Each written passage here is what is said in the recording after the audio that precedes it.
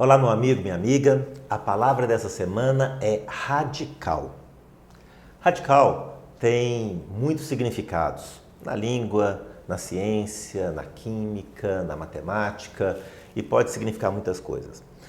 Na língua, ele vem de raiz. Radical vem de raiz e tem um significado que é usado muitas vezes de forma pejorativa. A pessoa radical, ela não é chamada de radical quando se quer elogiar. O radical é aquela pessoa rígida, inflexível, obcecada e fixada nos seus conceitos. Eu enxergo o radical, não o radicalismo, mas a pessoa radical de uma forma muito mais positiva. Radical é aquela pessoa que conhece, compreende e acredita nas suas raízes, nos seus pilares. Tem uma passagem bíblica muito conhecida, que eu gosto bastante também, que fala que a nossa família deve ser edificada, construída sobre a rocha e não sobre a areia.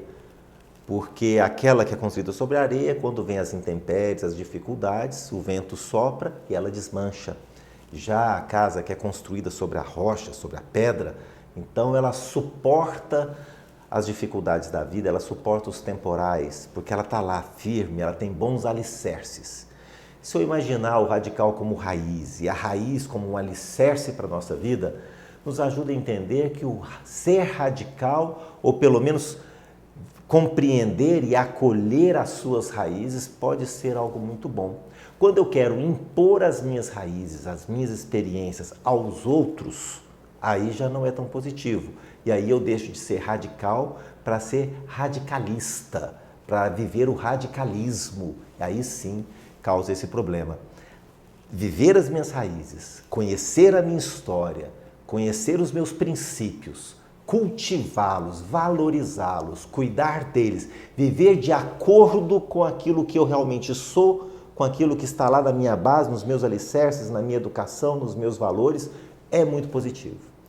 Querer impor isso nos outros, ser radicalista ou viver o radicalismo é muito ruim, porque não tem como os meus alicerces sustentar a vida do outro. É necessário que cada um tenha os seus próprios alicerces, construa a sua própria base, construa e fortaleça as suas próprias raízes.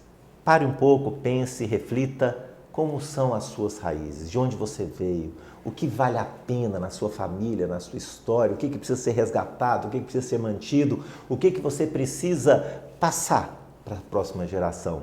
Radical sem radicalismo.